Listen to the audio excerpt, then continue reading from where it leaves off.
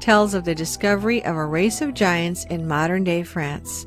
It reads, "In the year 1890, some human bones of enormous size, double the ordinary in fact, were found in the tumulus of Castelnau, and have since been carefully examined by Professor Kayener, who, while admitting that the bones are those of a very tall race, nevertheless finds them abnormal in dimensions and apparently of morbid growth.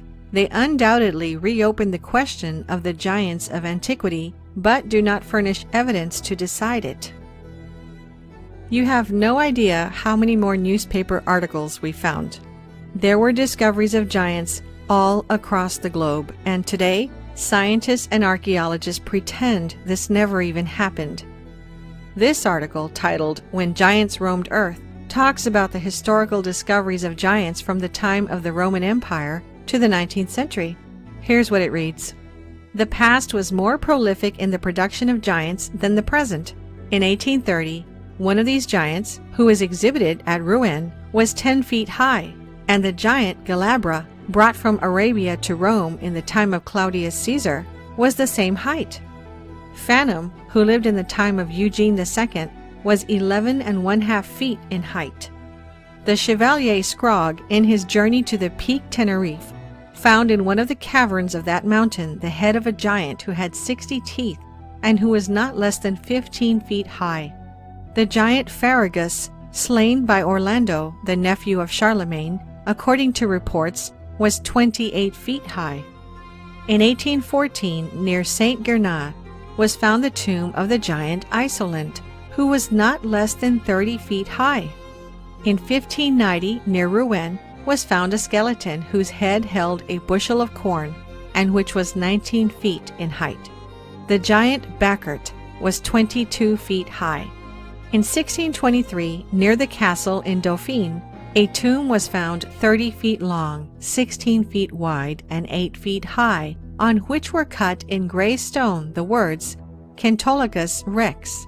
The skeleton was found entire and measured 25 1/4 feet high, 10 feet across the shoulders, and 5 feet from breastbone to the back. But France is not the only country where giant skeletons have been unearthed. Near Palermo, Sicily, in 1516, was found the skeleton of a giant 30 feet high.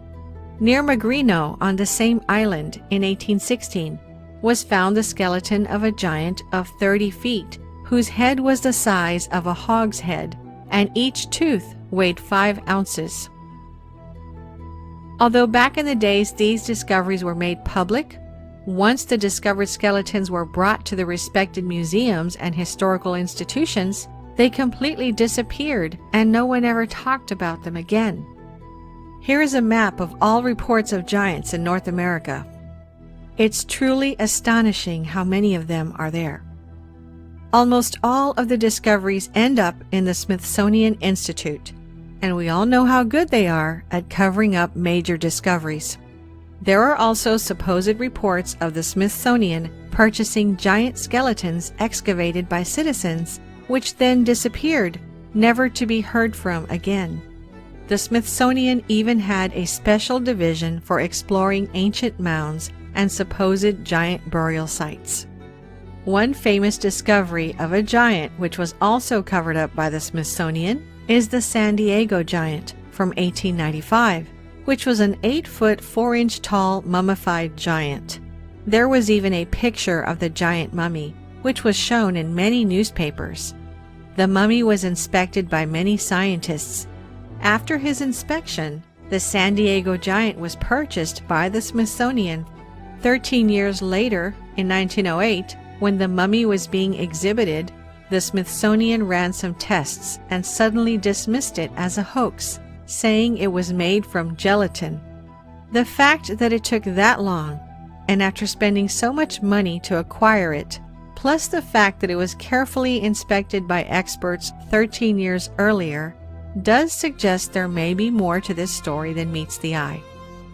Is it just a coincidence that absolutely every culture and religion tells stories of ancient giants who roamed the earth?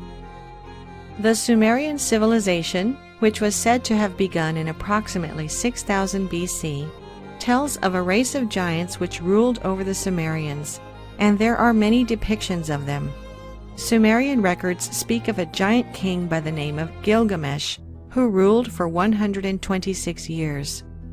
He is generally seen by scholars as an actual historical figure, since inscriptions have been found which confirm the existence of other figures associated with him.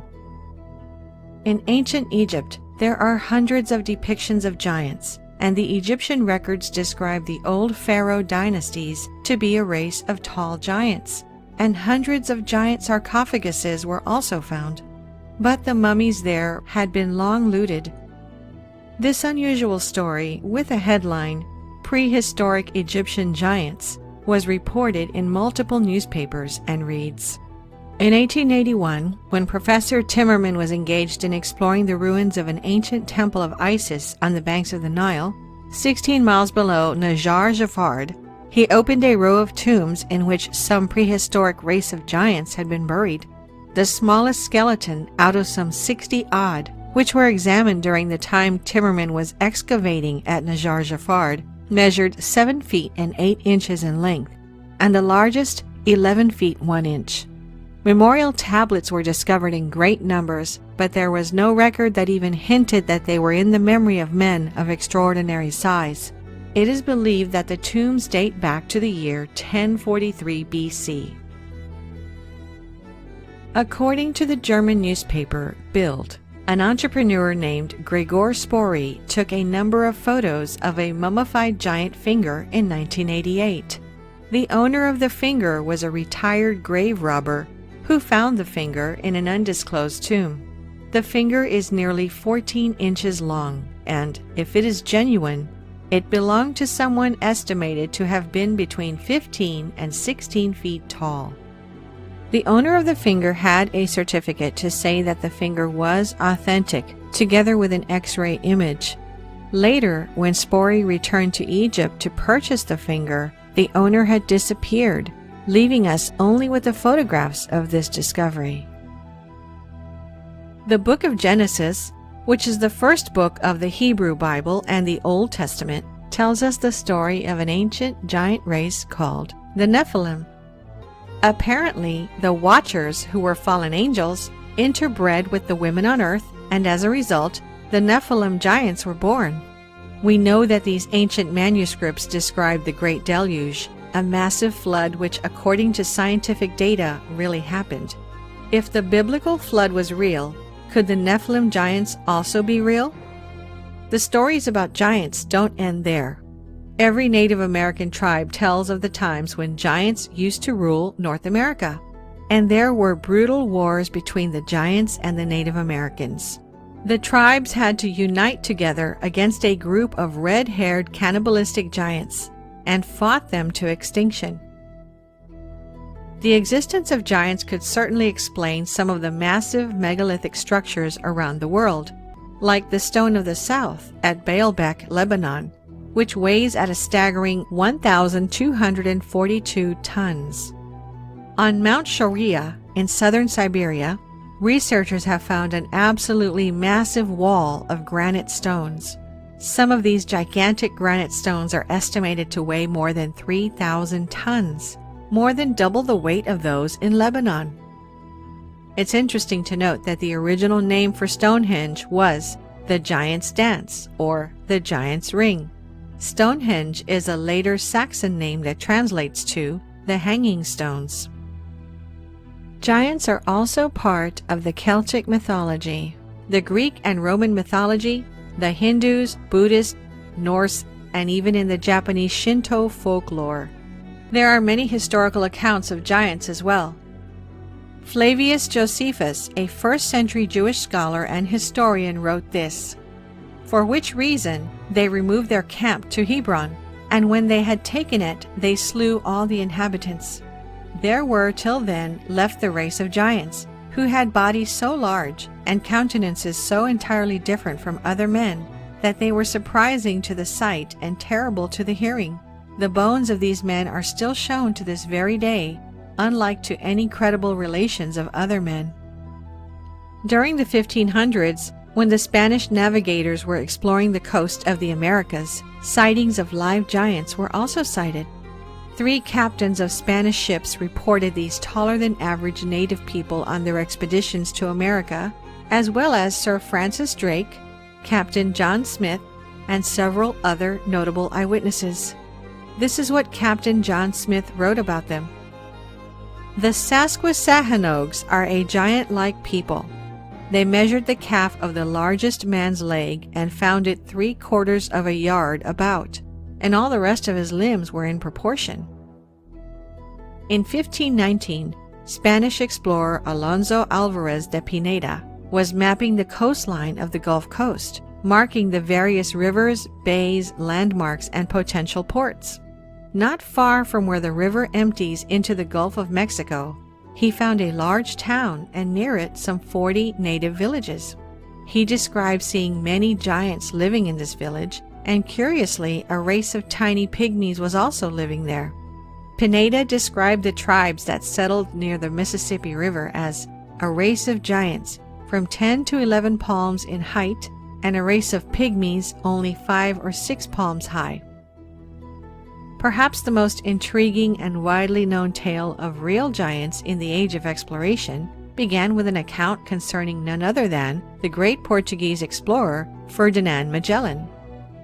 Between the years of 1519 and 1522, Magellan embarked on his most famous voyage, a bold expedition to search for a good route to the Maluku Islands of the East Indies that would eventually result in the first successful circumnavigation of the globe. Magellan was given command of 5 vessels, and one leg of their voyage took them out across the vast ocean, all the way to the faraway land of Patagonia, at the southern end of South America. It was there that the expedition would come across a rather baffling sight indeed. Here's an excerpt from the diary of Magellan's official chronicler. Leaving that place, we finally reached 49½ degrees toward the Antarctic Pole. As it was winter, the ships entered a safe port to winter. We passed 2 months in that place without seeing anyone. One day, we suddenly saw a naked man of giant stature on the shore of the port, dancing, singing, and throwing dust on his head. The Captain General, Magellan, sent one of our men to the giant so that he might perform the same actions as a sign of peace. Having done that, the man led the giant to an islet into the presence of the Captain General. When the giant was in the Captain General's and our presence, he marveled greatly and made signs with one finger raised upward, believing that we had come from the sky. He was so tall that we reached only to his waist, and he was well proportioned. It is significant to note that the above narrative is taken from the journal of the official chronicler of Magellan's voyage of discovery. That is the one person above all others who is tasked with recording and keeping the most accurate records of events and activities, whether exotic or mundane. This person is not only responsible to the commander of the voyage, but also to king and country for his eyewitness accounts as a complete, precise, and accurate testimony of events that occurred during the voyage.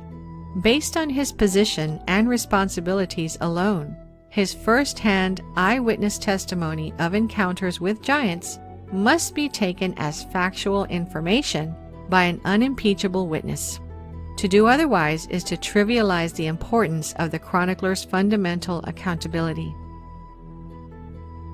Years later, in 1539, there was also the account of Hernando de Soto, another explorer, who came face to face with numerous giants during his adventures through the southeast portion of what is now the United States. De Soto had set out from Tampa Bay, Florida, with a contingent of hundreds of men, and during their trek, they allegedly frequently came across tribes of natives ruled by giants. One of these was a Chief Tuscaloosa, who was encountered in western Alabama and said to be a hulking giant of a man who towered over all others. There are also the reports from the Spanish conquistador and explorer Hernando de Alarcón, who was trying to find a river that could be used to move supplies to Spanish troops along the coasts of California and Mexico. Alarcón would eventually make his way up the Colorado River all the way up to the Grand Canyon, and during this journey, he and his men purportedly came across a tribe of around 200 giant warriors standing up to 10 feet tall. The giants were supposedly very aggressive, but Alarcón appeased them with gifts and other signs of peace. The conquistador Francisco Coronado also told of having come across whole tribes of giants during his quest throughout the Southwest in search of the legendary El Dorado. In some cases, there was physical evidence of these giants found, as was supposedly the case with the conquistador Bernal Diaz del Castillo, who served under Hernán Cortés during the Spanish conquest of Mexico. Within the pages of his detailed record of the conquest and subsequent collapse of the Aztec Empire, there is an odd account of a race of giants that were claimed by the Tlaxcatec Indians to have once inhabited the area. The chief of the tribe then provided the remains of these mysterious giants as evidence, of which Castillo would write, "They said their ancestors had told them that very tall men and women with huge bones had once dwelt among them. But because they were very bad people with wicked customs, they had fought against them and killed them, and those of them who remained had died off. And to show us how big these giants had been, they brought us the leg bone of one, which was very thick, and the height of an ordinary-sized man. And that was a leg bone from the hip to the knee. I measured myself against it, and it was as tall as I am, though I am of a reasonable height. They brought over pieces of bone of the same kind, but they were all rotten and eaten away by the soil. We were all astonished by the sight of these bones and felt certain there must have been giants in that land." There were so many reports of real giants being encountered throughout North and South America in the age of exploration, and such accounts have faded into history to be mostly forgotten. There are some things, however, that cannot be forgotten, as they are literally written in stone. That's the case of the giant footprint of South Africa. This is the most spectacular footprint in rock found anywhere on Earth to date. There are many others, however, like the giant footprint of Pingyan, but none are as fully formed and obvious as the one in South Africa. Discovered in 1931 by a farmer called Stoffel Ketzi while hunting, it has remained one of the most controversial sites in archaeology and geological research. The footprint is about 4 feet, or 1.3 meters in length, which suggests that the creature who left it would have been 24 to 27 feet, or 7 to 8 meters in height. The footprint is known to locals as the footprint of God, or Goliath's footprint, and stories of ancient giants are told all throughout the region. Skeptics reject the giant footprint, claiming it was formed by natural erosion. However, Professor Peter Wagener from the University of Port Elizabeth in South Africa said that there is a higher probability of little green men arriving from space and licking it out with their tongues than being created by natural erosion. Judging by all the discoveries listed, together with all the historical accounts we mentioned, giants really existed. But could it be possible that somewhere in some remote place, a species of these enigmatic beings is still alive, hiding from humanity? We can't end this video without mentioning the most famous giant encounter, which didn't happen in ancient times, but in 2002. This occurrence, which is still classified by the U.S. government, was disclosed in the popular radio show Coast to Coast, after witnesses of the event came through and anonymously told their stories. The events allegedly happened in 2002 in the deserts of Afghanistan, where a U.S. Army squad went missing. We would come back to the base and we started hearing this rumor about a unit that killed what they started calling this really tall person. At first I didn't think anything of it, and then come to find out that the person that they killed actually was 3 times the size of a man, had extra digits on their hand and digits on their feet, and had red hair, and a special unit had come in and wanted this target.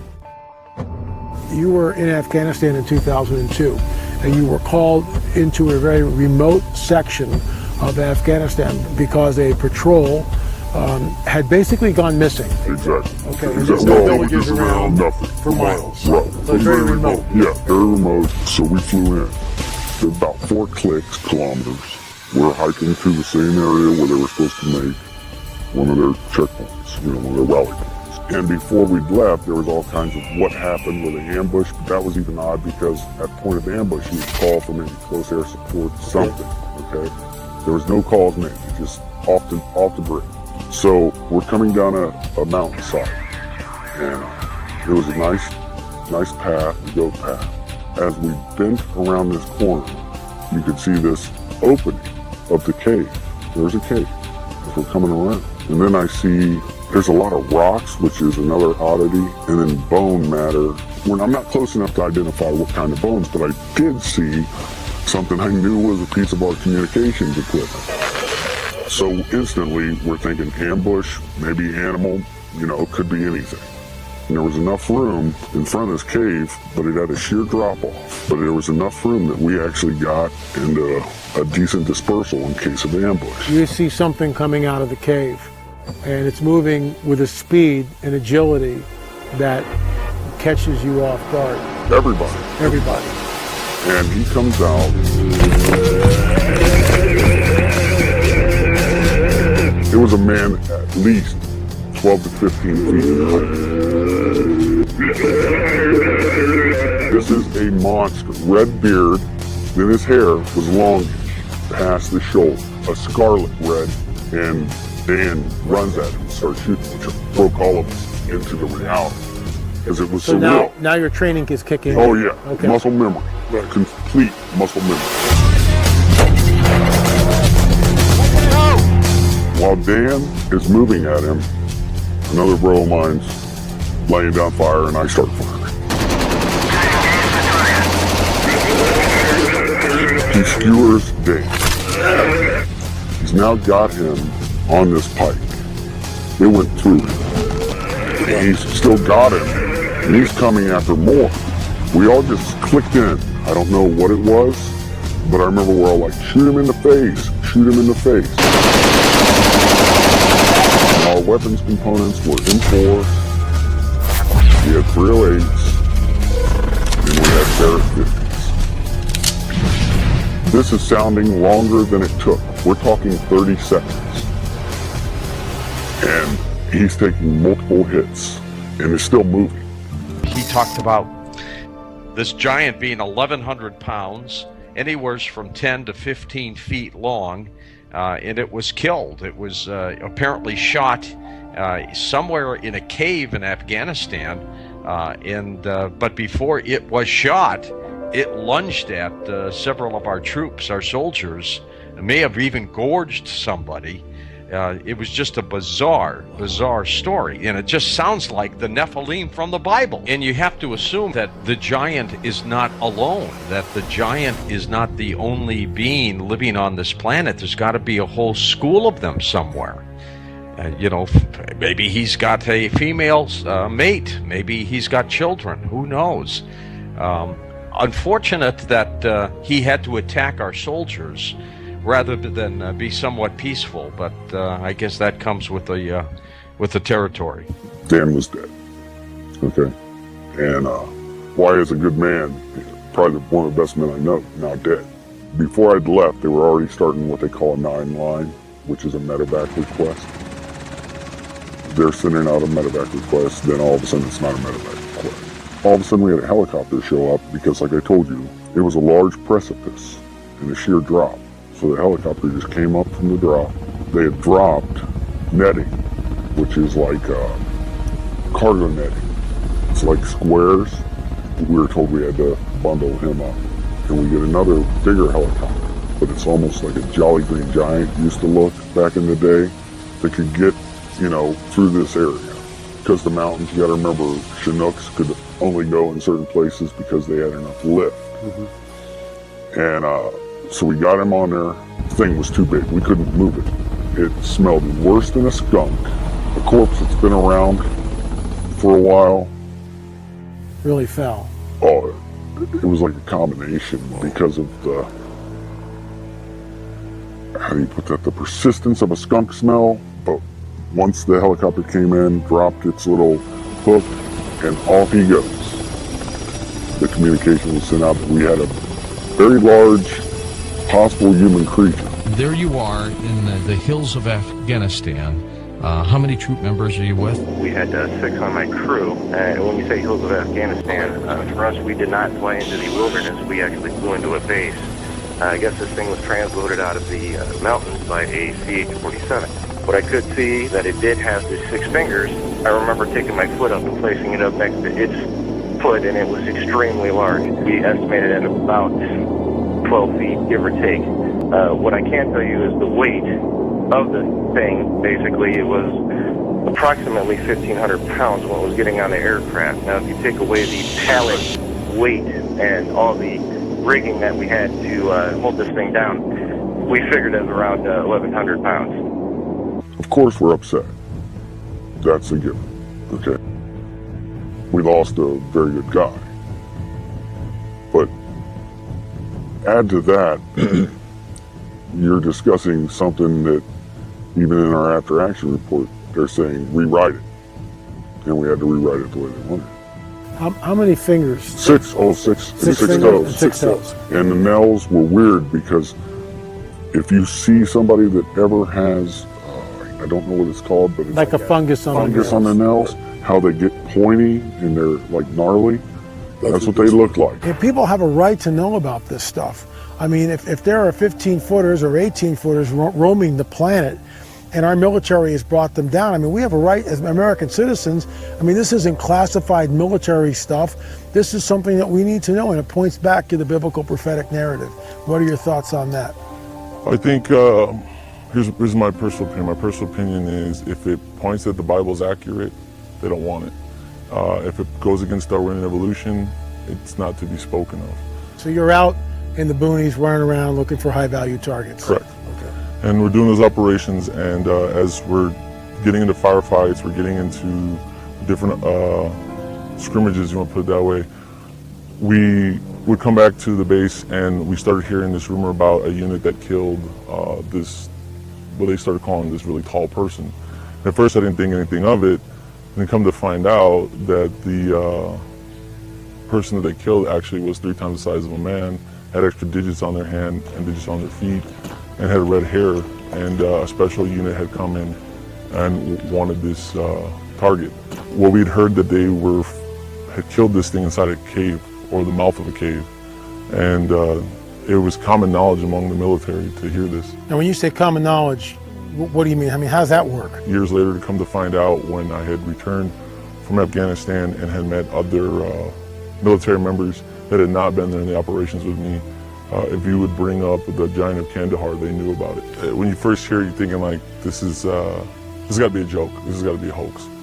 But then after things go down a certain way and you keep hearing it, you start to realize it's not a joke. They kept telling us to keep our weapons high, which means normally it's 2 to the chest, 1 to the head, but they kept telling us to put it towards a man's head and put it higher. So we would question, why do they want us to shoot higher than a man's head? That's bizarre. It is. Our contact said 2002 is when they shot this 15-footer or taller, and you're now in this, you know, in the service around 2005. This word has gotten out, and what I find interesting here too is that if you're going to create a hoax, I get that, but you got details: 6 fingers, red hair, double rows of teeth, 6 digits on the toes, and of course that brings it right back into what we hear about in the biblical prophetic narrative, specifically the Nephilim. Your thoughts? I agree. I would tell you that when I was doing my time in the service, and the stuff I saw, some of it I couldn't explain, like lights in the sky during firefights, like orbs, or lights that would be the size of a softball that looked that size looking up in the sky but making weird noises.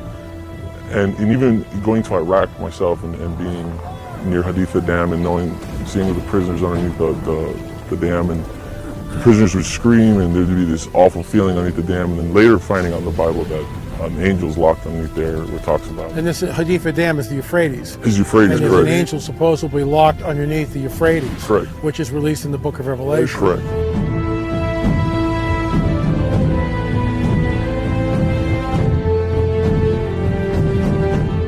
That's bizarre. So you're actually at this site, and soldiers are being locked imprisoned underneath the Haditha Dam. Correct. And they're freaking out. They were freaking out. They said they could feel it.